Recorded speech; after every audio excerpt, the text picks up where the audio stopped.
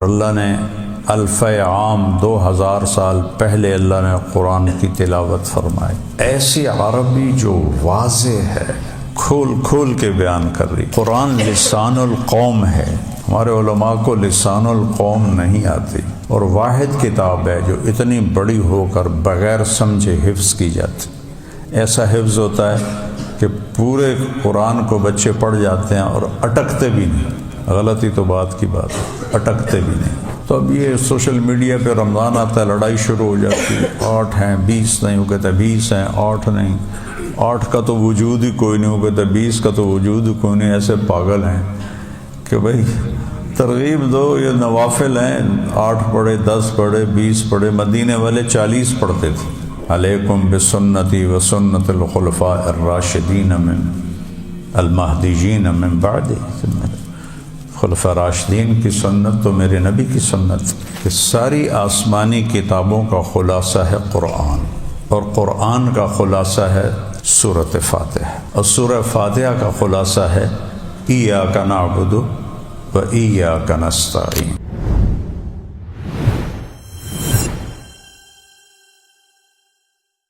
بسم اللہ الرحمن الرحیم، والصلاة والسلام علی رسولہ الکریم وعلی آلہ وصحبہ اجمعین، اما بعد۔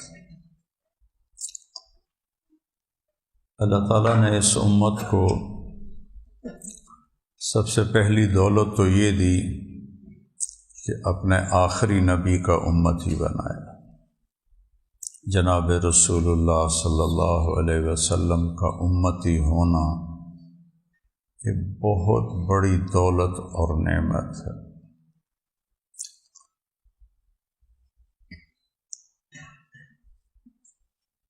دوسرا فضل یہ فرمایا کہ ہمارے انتظار کا وقت باقی امتوں سے بہت تھوڑا کر دیا، چونکہ ہم آخر میں آئے ہیں، تو جو ہزاروں سال پہلے سے خبروں میں چلے گئے ان کا انتظار آخرت کتنا لمبا ہو گیا، اور ہم خاص طور پر امت کا یہ حصہ یہ تو بالکل اب کنارے پہنچا ہوا ہے، دجال کھبے سجیوں کے دو آ ہی جاوے گا، بالکل قریب ہیں، تو انتظار تھوڑا ہو گیا۔ سفری آدمی ہو، جہاں جہاز لیٹ ہو جائے، گاڑی لیٹ ہو جائے، کوفت ہوتی ہے، اور ٹائم پہ ہو تو خوشی ہوتی ہے۔ دوسری نعمت یہ ہے کہ ہمارے اور آخرت میں فاصلہ بہت تھوڑا ہے۔ آپ نے اپنی زندگی میں فرمایا کہ جتنا یہ سورج پیلا ہو چکا تھا، سرخ، جتنا اس سورج کے ڈوبنے میں وقت باقی ہے، بس اتنا ہی قیامت کے آنے میں وقت باقی ہے۔ تیسرا فضل یہ فرمایا کہ ہمارے عیب پہ پردہ ڈال دیا۔ پچھلی قوموں کے اللہ نے ہمیں واقعات سنائے ہیں، ان کی نافرمانیاں، ان کی ساری برائیاں اللہ نے ہمیں بتائی ہیں، ان کو کیسے پکڑا یہ بھی اللہ نے بتایا ہے، لیکن ہماری کمیاں کوتاہیاں اللہ کسی کو بھی نہیں بتا رہا کہ ہمارے پیچھے کوئی اور آنے والا ہے ہی نہیں کہ جن کو بتایا جائے، تو اللہ نے ہمارے عیبوں پہ پردہ ڈال دیا، اور کسی کے سامنے کسی آنے والی قوم کوئی ہے ہی نہیں تو بتائے گا کسے۔ آخرت میں بھی پردہ ڈال دیا۔ اللہ کے نبی کہیں گے اللہم اجعل حساب امتی الی لئلا یفتضحوا، یا اللہ میری امت کا حساب میرے حوالے کر۔ تو اللہ تعالیٰ پوچھیں گے کیوں؟ کہتا کہ ان کو شرمندہ نہ ہونا پڑے، میں ہی لے لوں، کسی کو پتہ ہی نہ چلے۔ تو اللہ فرمائیں گے جب آپ حساب لیں گے تو آپ کے سامنے تو شرمندہ ہونا پڑے گا انہیں، لہٰذا میں آپ کے حوالے بھی نہیں کروں گا، میں خود لوں گا، اور ایک پردہ حائل ہو جائے گا سارے انسانیت کے اور امت کے درمیان، اور صالح اور طالع، اچھے اور برے کا نتیجہ پردے میں ہوگا۔ کسی نے جہنم میں بھی جانا ہے تو پچھلی امتوں کو کچھ پتہ نہیں کون گیا۔ یہ اللہ نے ہم پہ کرم اور فضل فرمایا۔ پھر اللہ نے ہمیں قرآن کی دولت دی، نہ مٹنے والا کلام۔ باقی 3 کتابوں کی اللہ نے تلاوت نہیں فرمائی، کلام اللہ کہا ہے قرآن میں کہ اللہ کی طرف سے آئی ہیں۔ قرآن کی تلاوت فرمائی، فَإِذَا قَرَأْنَاهُ فَاتَّبِعْ قُرْآنَهُ۔ اور اللہ نے الف عام 2000 سال پہلے اللہ نے قرآن کی تلاوت فرمائی، تو لہٰذا اس کو کوئی مٹا نہیں سکتا، نہ یہ تبدیل ہو سکتا ہے، نہ یہ خود بدل سکتا ہے، نہ اسے کوئی بدل سکتا ہے۔ لا مبدل لکلمات، کوئی بدلنا چاہے نہیں ہوگا۔ لا تبدیل لکلمات اللہ، یہ تبدیل ہوتی ہی نہیں، اتنی حفاظت ہے اللہ کی۔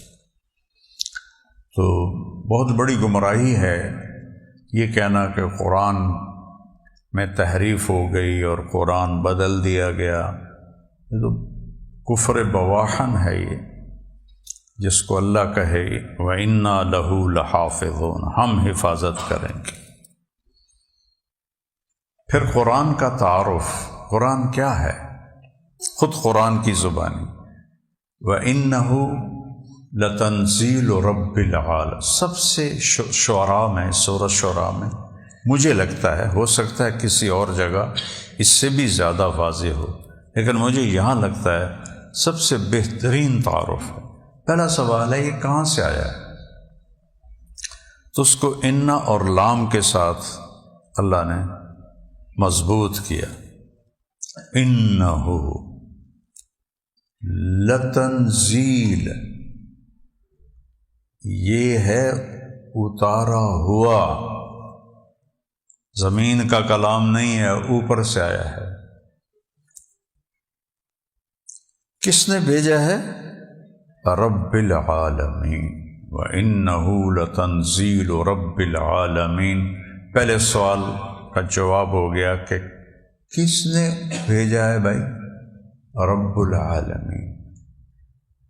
اب رب العالمین تو فوق سبع سماوات ہی ہے، اور ہمارے نبی مدینہ میں ہیں، تو کون لے کر آیا ہے؟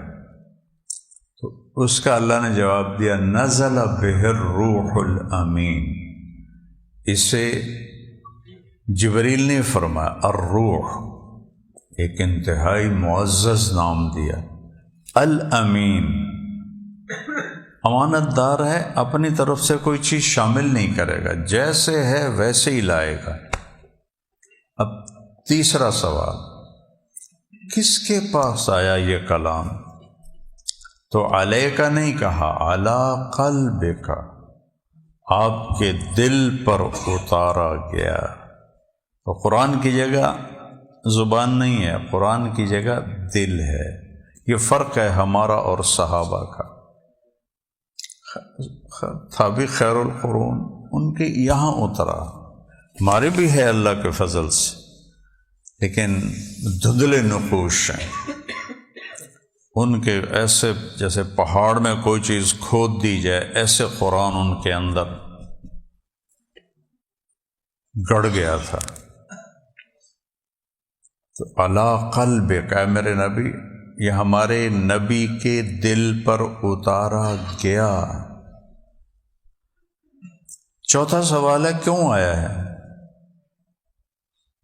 لِتَكُونَ مِنَ الْمُنذِرِينَ، کہ آپ دنیا کو خبردار کریں کہ تم امتحان میں ہو، آزاد نہیں ہو، اور تمہارے فعل اور پاس کے فیصلے آگے ہو رہے ہیں، اور موت کے بعد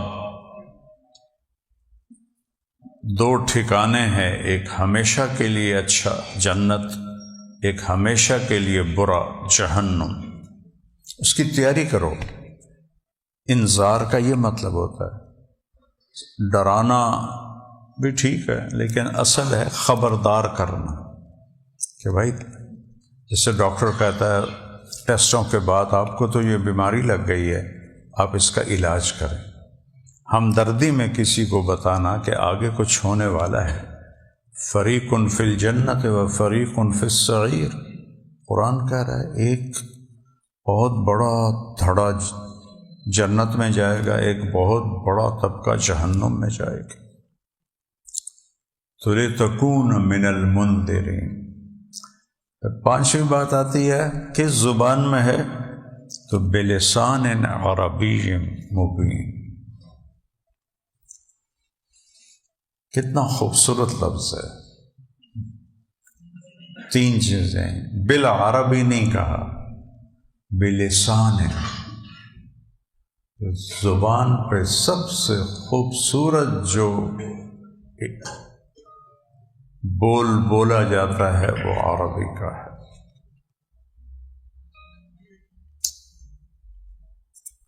حارث بن کلدہ سے نوشیروان نے پوچھا کہ ما ترى من صفات العرب۔ نوشیروان جو ایران کا بادشاہ تھا اور خسرو پرویز اس کا وہ دادا تھا۔ یہ نوشہرہ اس نے آباد کیا تھا جو یہ کے پی کے میں ہے نوشہرہ، نوشیروان کے نام سے تھا، پھر نوشہرہ ہو، یہاں تک اس کی حکومت تھی، بہت بڑا بادشاہ۔ تو اس میں ایک جملہ ہے لہم السن فصیحہ،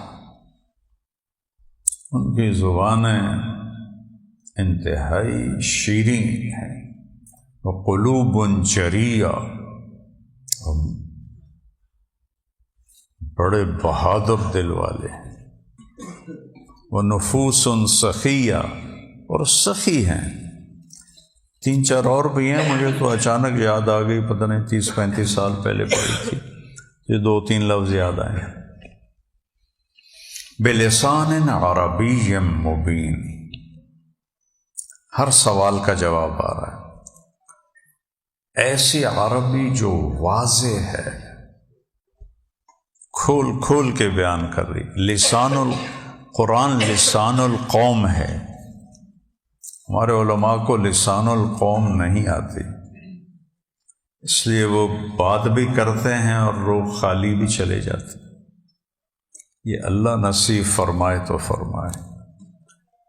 پیچھے کوئی اس کی دلیل ہے، وَإِنَّهُ لَفِي زُبُرِ الْأَوَّلِينَ، یہ میرے خیال میں، شیخ صاحب بتائیں گے کہیں اور بھی ہے کہ نہیں، لیکن میرے خیال میں یہ جامع ترین قرآن کا تعارف ہے،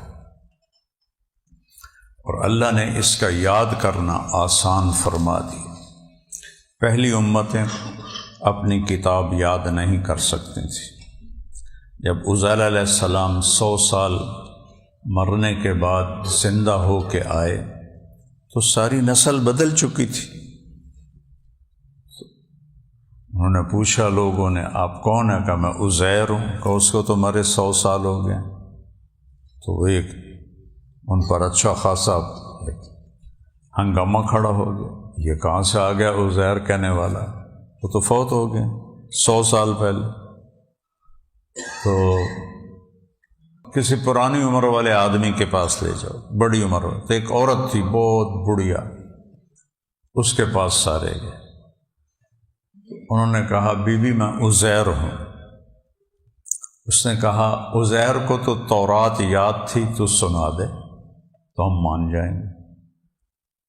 تو عزیر علیہ السلام نے تورات سنائی، پھر لوگوں کو یقین آیا کہ یہ وہی نبی ہیں۔ تو صرف نبی یاد کر سکتا تھا، عام لوگ نہیں۔ ہمارے ماشاءاللہ بچے بھی یاد کر رہے ہیں، بڑے بھی یاد کر رہے ہیں، عورتیں بھی یاد کر رہی ہیں، بچیاں بھی یاد کر رہی ہیں۔ اللہ نے اس کو اتنا آسان فرما دیا، اور واحد کتاب ہے جو اتنی بڑی ہو کر بغیر سمجھے حفظ کی جاتی۔ ایسا حفظ ہوتا ہے کہ پورے قرآن کو بچے پڑھ جاتے ہیں اور اٹکتے بھی نہیں، غلطی تو بات کی بات ہے، اٹکتے بھی نہیں۔ تو اللہ نے ہمیں رمضان میں قرآن سننے کی ترغیب دی، جو ہمارے نبی نے قیام اللیل کی ترغیب دی، پھر حضرت عمر رضی اللہ تعالیٰ عنہ نے اس کو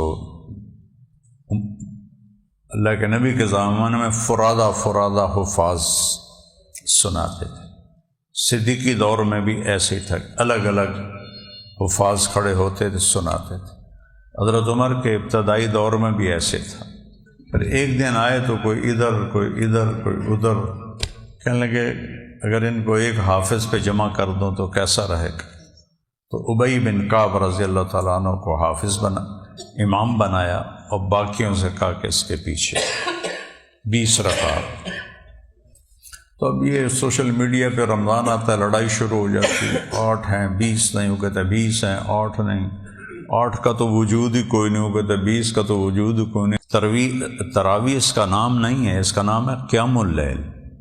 تراویح پڑھا ایک خاص عمل کی وجہ سے کہ اہل مکہ 4 رکعت کے بعد ایک طواف کرتے تھے، تھوڑا پاؤں کھل جاتے تھے تو وہ ایک آرام ہو جاتا تھا، پھر 4 رکعت کے بعد ایک طواف کرتے تھے، تو 5 طواف ہوتے تھے۔ تو ایک طواف کو ترویحہ کہتے تھے کہ آرام ہو گیا، دوسرا طواف ترویحہ، تیسرا طواف تراویح بن گیا۔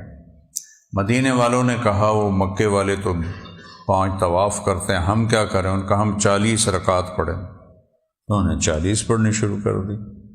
تو یہ اس پہ کوئی جھگڑا نہیں ہے، ہاں 8 پڑھے گا تو اجر کم ملے گا، 20 پڑھے گا تو اجر زیادہ ملے گا۔ اس کو بدعت کہنے والے تو خود بدعت ہی لگتے ہیں یا سمجھ سے خالی ہیں۔ علیکم بسنتی و سنت الخلفاء الراشدین من المہدیین من بعد، خلفاء راشدین کی سنت تو میرے نبی کی سنت۔ تو اللہ نے اس کو زندہ رکھا ہوا ہے، اور ایک دن اٹھا لیا جائے گا، نہ اس کا کوئی بگاڑ سکتا ہے، نہ اس کو کوئی بدل سکتا ہے۔ سورۃ فاتحہ کے بارے میں علماء فرماتے ہیں کہ ساری آسمانی کتابوں کا خلاصہ ہے قرآن، اور قرآن کا خلاصہ ہے سورۃ فاتحہ، اور سورہ فاتحہ کا خلاصہ ہے ایاک نعبد و ایاک نستعین، یا اللہ صرف تیری عبادت اور صرف تجھ سے مانگنا۔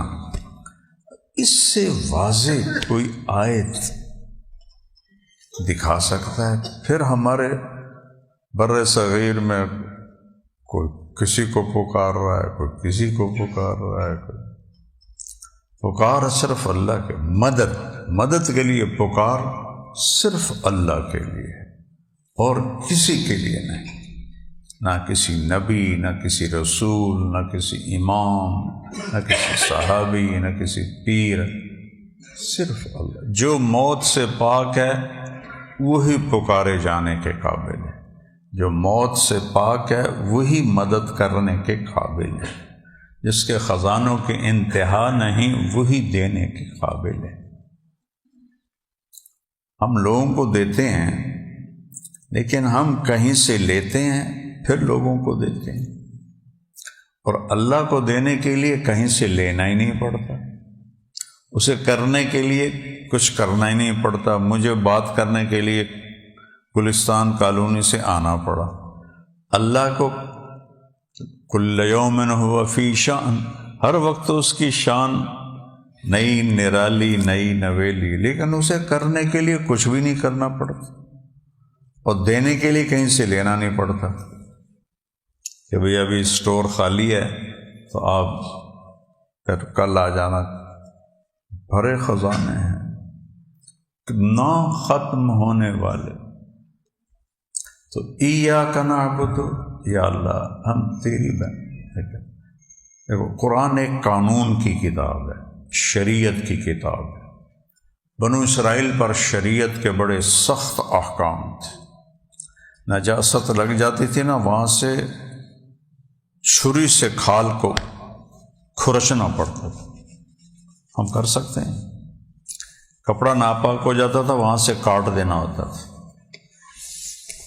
بچڑے کی پوجا کی توبہ قبول ہے، لیکن قتل ہوگا، قتل ہونا پڑے گا۔ ہمارے لیے اللہ تعالیٰ نے آسانیاں فرما دی. تو پہلا لفظ آیا بسم اللہ الرحمن الرحیم. الرحمن اور الرحیم اللہ کی صفات میں سب سے اعلی صفات ہیں. صفات سب سے اعلی صفات ہے الرحمن الرحیم. تو پہلی تسلی کہ یہ جو کتاب آ رہی ہے بڑے رحمان و رحیم کی طرف سے آ رہی ہے، تو پریشان نہ ہو، بہت آسانی سے لے کے تمہیں چلوں گا، جیسے پہلوں کو چلا تھا ویسے نہیں. پھر دوبارہ الحمدللہ، سب تعریفیں اللہ کے. مدح ہوتا ہے کوئی اچھے کام کرنے پر تعریف کرنا، اس میں خوش آمد کا معنی بھی شامل ہے. اور حمد اس ذات کے لیے ہے جو کچھ بھی نہ کرے تو ایسا عالی شان ہے کہ وہ تعریف کے قابل ہے، وہ شکر گزاری کے قابل ہے. اور پھر اپنا نام لے کر آئے للہ، صرف اللہ کے لیے ہے. باقیوں کے لیے مدح ہے چونکہ ان کو تو اللہ نے دی ہیں صفات. اللہ کے لیے حمد ہے. پھر رب العالمین، تمہارا پالنے والا ہوں. بھلا ماں بچے کو سختی میں ڈال سکتی؟ ماں سے زیادہ پیار ہے. یہ میری کتاب آ رہی ہے، یہ پالنے والی کی طرف سے آ رہی ہے. ہر موقع کی تربیت الگ ہوتی ہے. رب وہ ہے جو ہر موقع کے لحاظ سے اس کو اس کی تربیت کے اسباب مہیا کرے. ایک بچے کی ماں کے پیٹ میں آنکھیں بن رہی ہیں، اس کے لیے اور شکل ہے. ایک کی کان بن رہے ہیں، اس کے لیے اور شکل ہے. رب ہر چیز کو ترتیب سے لے کے چلنا اور جس کی جو ضرورت ہے وہ اس کو مہیا کرنا. پھر آگے کہا الرحمن الرحیم، میں تو ہوں ہی رحمان، میں تو ہوں ہی رحیم، تو میں تمہیں تنگی میں ڈال سکتا ہوں. پھر ایک رخ دکھایا مالک یوم الدین، کہ اس کے ساتھ میرے پاس جزا سزا کا نظام بھی ہے. کہ کچھ لوگ پیار سے چلتے ہیں، کچھ لوگ ذرا آنکھیں دکھانے سے چلتے ہیں، کچھ اس کے باوجود بھی نہیں چلتے. تو کہا مالک یوم الدین، جزا سزا کا دن طے ہے. اس کو اس طرح اللہ نے پیش کیا ہے کہ جیسے اس خوبصورت انداز میں تصویر کھینچی ہے کہ لگتا ہے اللہ سامنے آ گیا ہے. اور ہم ایک دم کہتے ہیں ایاک نعبد و ایاک نستعین، اللہ سامنے آ گیا ہے.